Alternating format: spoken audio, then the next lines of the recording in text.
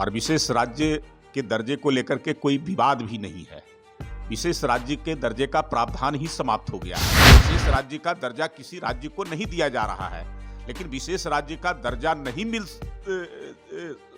रहा है बिहार को, इसलिए प्रधानमंत्री जी ने स्पेशल पैकेज दिया 1,25,000 करोड़ का।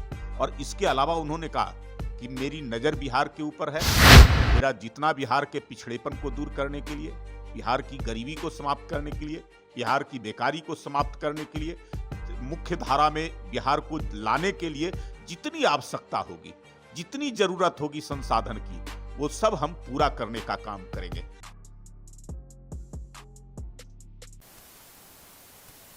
नमस्कार, आप देख रहे हैं भारत लाइव। मैं हूं आपके साथ कंचन। इस वक्त मैं बीजेपी कार्यालय में मौजूद हूं, जहां लोगों से जानूंगी, कार्यकर्ताओं से जानूंगी कि जो बीजेपी और जेडीयू एक दूसरे से विचार मतभेद हो रहे हैं, विचार अलग अलग आ रहे हैं कि आप देख सकते हैं कि जहां नीतीश कुमार बिहार को उच्च श्रेणी में लाने की कोशिश कर रहे हैं, तो वहीं बीजेपी के लोगों का कहना है कि संसाधन प्रचुर मात्रा में मिल रहा है केंद्र से। तो ये जो अलग अलग विचार निकल के आ रहे हैं सामने, चाहे वो जातीय जनगणना को लेकर हो, चाहे वो बिहार को विशेष राज्य का दर्जा देने की मांग को लेकर हो, तो उसी को लेकर आज हम जानेंगे बीजेपी के कार्यकर्ताओं से, प्रवक्ताओं से कि वो क्या सोचते हैं, कि वो जातीय जनगणना को लेकर क्या सोचते हैं, और वो क्या बिहार को विशेष राज्य का दर्जा मिलना चाहिए। और जो हरिभूषण ठाकुर बचौल ने जो अपना बयान दिया था नवाज को लेकर, क्या हरिभूषण ठाकुर अपने जगह सही बोल रहे हैं, या फिर नीतीश कुमार ने जो कल कहा था कि ये बेकार की बातें हैं, दोनों में कौन सही बोल रहा है, और एनडीए पार्टी क्या यूपी चुनाव में साथ जाएंगी या फिर एनडीए टूटेगी। इस वक्त हमारे साथ मौजूद हैं बीजेपी के प्रवक्ता प्रेम रंजन पटेल, जिनसे हम जानेंगे कि जो बीजेपी और जेडीयू की जो अभी बैर चल रही है, या यूं कहें कि विचारों में मतभेद चल रहा है, जहां नीतीश कुमार कह रहे हैं कि बिहार राज्य को विशेष राज्य का दर्जा मिलना चाहिए, क्योंकि कल भी उन्होंने जनता दरबार में जो कहा है कि बिहार को विशेष राज्य का दर्जा मिलना चाहिए, तो वहीं रेणु देवी ने अपने बयानों में कहा था कि बिहार को केंद्र से संसाधन उपलब्ध हो रहे हैं प्रचुर मात्रा में, तो विशेष राज्य का दर्जा की क्या बात है, जिसको लेकर हम इनसे जानेंगे कि इनकी क्या राय है। देखिए, सबसे पहले तो आपस में कोई बैर नहीं है और विशेष राज्य के दर्जे को लेकर के कोई विवाद भी नहीं है। विशेष राज्य के दर्जे का प्रावधान ही समाप्त हो गया है। हम लोग बिहार से विधानसभा में संयुक्त रूप से सर्वसम्मत प्रस्ताव पारित कर करके हम लोगों ने केंद्र को भेजा था बिहार को विशेष राज्य के दर्जे के लिए। उस समय यूपीए की सरकार थी। उस सरकार ने रघुराम राजन कमेटी का निर्माण किया था और उससे रिपोर्ट मांगे थे, और रघुराम राजन की कमेटी की जब रिपोर्ट आई थी तो उसमें कहा गया था विशेष राज्य के दर्जे के प्रावधान को समाप्त कर दिया गया है। तो आज भी वही स्थिति है। विशेष राज्य का दर्जा किसी राज्य को नहीं दिया जा रहा है, लेकिन विशेष राज्य का दर्जा नहीं मिल रहा है बिहार को, इसलिए प्रधानमंत्री जी ने स्पेशल पैकेज दिया 1,25,000 करोड़ का। और इसके अलावा उन्होंने कहा कि मेरी नजर बिहार के ऊपर है।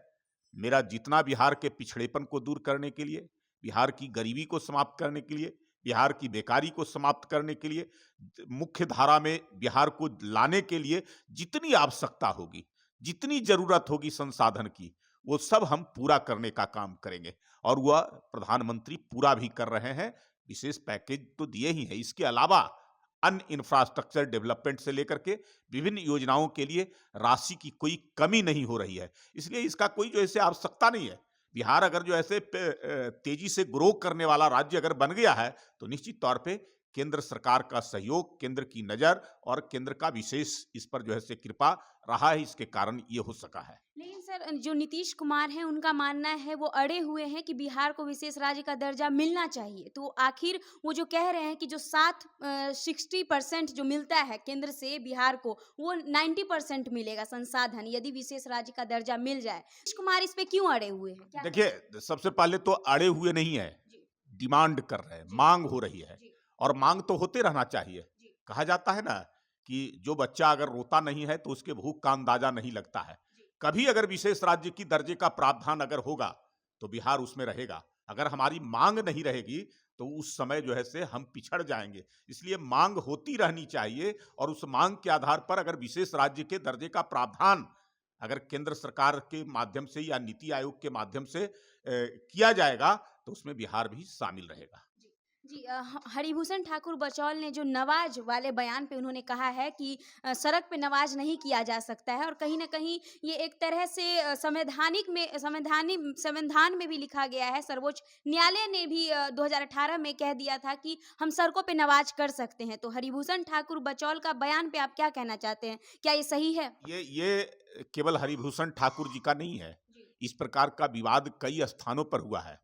अभी हाल में आपने देखा होगा कि गुड़गांव में, जो गुरुग्राम जिसको कहते हैं, वहां भी इस प्रकार का विवाद हुआ था कि सार्वजनिक स्थलों पर, सड़कों पर या पार्कों में इस प्रकार का नमाज नहीं पढ़ना चाहिए। और उसके बाद लोग कोर्ट में गए और कोर्ट ने भी निर्णय दिया कि सार्वजनिक स्थानों पर जो है नमाज पढ़ना ये उचित नहीं है। नमाज का पढ़ना जो खुदा के लिए पढ़ा जाता है, उनके लिए वो पवित्र स्थान होना चाहिए। अब सड़कों पर गंदगी होती है, सड़कों पर आवागमन होता है, गाड़ियां चलती है, कई प्रकार की बाधाएं होती है, तो उसमें जो है कोई अल्लाह को याद करे या नमाज पढ़ करके अगर जो है सजदा करे, ये संभव नहीं होता है। उनका ध्यान तो जो है बढ़ जाएगा। तो इसलिए जो है अगर कहा जा रहा है तो निश्चित तौर पे ये सही बात है कि अगर कोई जो है खुदा को याद करे, अगर अल्लाह को याद करे, उनके प्रति सजदा करे, तो निश्चित तौर पे जो है बंद कमरे में या उसके लिए जो पवित्र स्थान है, मस्जिद है, उस जगह पर जाकर के करें तो ज्यादा उचित होगा। सड़कों पर ये करना कहीं से उचित नहीं है, ये अनुचित है। जी, लेकिन सीएम नीतीश कुमार जी ने अपने बयानों में कल ही कहा है कि ये बेकार की बात है, ये ऐसा कोई बात नहीं है कि हम सड़कों पे नमाज नहीं पढ़ सकते हैं। तो आप क्या कहेंगे? देखिए, अब कौन क्या कहता है ये नहीं कहता है, लेकिन जो है आप देखेंगे कि उसमें बाधा, मैंने कहा ना कि अगर कोई जो है जा करके एक आस्था का सवाल होता है, कोई खुदा को याद करता है, कोई भगवान को याद करता है, और उसमें अगर कहीं बाधा उत्पन्न होती है, कोई डिस्टरबेंस होता है, तो वो खुदा को याद नहीं कर पाता है सही तरीके से। और सड़कों पर अगर जो है नमाज पढ़ा जाता है, खुदा को जो है याद कर रहे हैं, तो गाड़ियां आती जाती रहेगी। एक तो सबसे पहले कि वो पवित्र स्थल नहीं है, गंदगियां है, गंदे जो है गाड़ियां चलती है उस स्थान पर, और वहां बैठ कर करके आप पवित्र काम कर रहे हैं, तो ये कहीं से उचित नहीं है। गाड़ियों का आवागमन, कई प्रकार की बाधाएं, कई प्रकार का शोरगुल, तो उससे जो है आप कैसे जो है याद कर पाएंगे? तो ये केवल जो है ढकोसला या दिखावे का मात्र नहीं होना चाहिए। सही तरीके से अगर खुदा को याद करना है, उनके प्रति जो है हमको अगर सही तरीके से उनके में मन को और आस्था को अगर जताना है, तो कहीं बंद कमरे में पवित्र स्थल पर जाकर के कर सकते हैं, ताकि उन्हीं में ध्यान जाए, हमको दूसरे चीजों में ध्यान न जाए, कोई ध्यान को हमको बांटे ना, कोई ध्यान में विघ्न ना डाले। तो सही तरीके से हम उनके प्रति ध्यान लगाए, तो ऐसा स्थल, वो पवित्र स्थल मस्जिद होता है, जहां किसी प्रकार का कोई डिस्टरबेंस नहीं होता है, वहां लोग जाकर के करते हैं, उसी स्थल पर करना चाहिए। जी, पर विचारों में मतभेद दिख रहे हैं। जिस तरह से एनडीए की पार्टी में आप देख सकते हैं, जेडीयू, बीजेपी और जो हम पार्टी है, तो विचारों में इस तरह के इतने मतभेद दिख रहे हैं, तो क्या एनडीए यूपी चुनाव में आगे जाएगी साथ में? देखिए, इसमें मतभेद का कोई सवाल नहीं है, अलग अलग अपने अपने विचार होते हैं। मैंने कहा ना कि कई स्थानों पर, कई देशों के अंदर में भी इस प्रकार का विवाद हुआ है, और उस विवाद का निराकरण हुआ है कि सार्वजनिक स्थलों पर, ऑस्ट्रेलिया में नहीं होता है, तो ऐसे फ्रांस में, जर्मनी में नहीं होता है, तो कई स्थानों पर जो है सार्वजनिक तौर पे इस प्रकार का काम नहीं किया जाता है। मैंने कहा इसी देश के अंदर में गुरुग्राम में विवाद हुआ और लोग सुप्रीम कोर्ट में गए, और सुप्रीम कोर्ट में भी ये निर्णय दिया, उसने भी कहा कि सार्वजनिक स्थलों पर इस प्रकार का पवित्र काम करना कहीं से उचित नहीं है, इसलिए उसको जो है बंद करना चाहिए, रोकना चाहिए। तो ये जो ऐसे अगर पवित्रता का ध्यान रख कर करके अगर हम अगर अल्लाह को याद करते हैं, तो निश्चित तौर पे जो है वो ऐसा स्थान निश्चित है, और उसी स्थान पर करना चाहिए सार्वजनिक तौर पर। आपने देखा कि किस तरह से प्रेम रंजन पटेल जो है, प्रवक्ता है बीजेपी के, उनका मानना है कि जो हरिभूषण ठाकुर बचौल ने जो अपना विवादित बयान दिया था कि सड़कों पे नमाज नहीं पढ़ना चाहिए, उसको लेकर प्रेम रंजन पटेल मानते हैं कि वो सही बोल रहे हैं। उनका मानना है कि भगवान को, अल्लाह को आप याद कर रहे हैं, गंदे जगहों पे, रोड पे कहीं भी बैठ के ये सही नहीं है, ये उचित नहीं है। लेकिन नीतीश कुमार जी ने कल ही कहा है कि ये बेकार की बातें हैं, हम कहीं भी कर सकते हैं। वहीं जेडीयू के एमएलसी ने भी कहा था कि संवैधानिक है, हम नमाज कहीं भी पढ़ सकते हैं। तो आप देख सकते हैं कि बीजेपी और जेडीयू अलग अलग विचार साफ तौर पे दिख रहे हैं। नमाज वाले मुद्दे पे भी विचार अलग है, वहीं जातीय जनगणना को लेकर भी विचार अलग है। और वही आपने ये भी देखा कि जो यूपी चुनाव में साथ जाने की बात को लेकर मैंने कहा तो उन्होंने कहा कि ये अलग बात है। वहीं जो नीतीश कुमार को लेकर जो मैंने सवालात किए कि नीतीश कुमार जी बोल रहे हैं कि नवाज वाली बात बेकार है, तो प्रेमचंद्र पटेल ने साफ अपने बयानों में कहा है, मैं उस मुद्दे पे नहीं बोल रहा हूं, मैं बस ये बोल रहा हूं कि हरिभूषण ठाकुर ठीक बोल रहे हैं। तो आप देख सकते हैं कि उन्होंने कहीं ना कहीं हरिभूषण ठाकुर जी का सपोर्ट किया है और बीजेपी की ही सपोर्ट कर रही है। नीतीश कुमार जी की तरफ से कोई नहीं बोल रहा है। बहरहाल खबरों में बने रहने के लिए देखते रहें भारत लाइव। अगर ये वीडियो पसंद आई और वह बिहार के राजनीति और बिहारियत से सरोकार रखेनी तो सब्सक्राइब बटन दबा के चैनल के सब्सक्राइब कर ली। ओजे एगो घंटी बा, ओकरा बटन दबा देला से कुल सटीक और मारक खबर रुआ मुफ्त में मिल जाई। अगर रुआ पत्रकारिता के हमनी के नया प्रयोग में सहयोग कर चाहतानी तो ज्वाइन बटन दबा दी।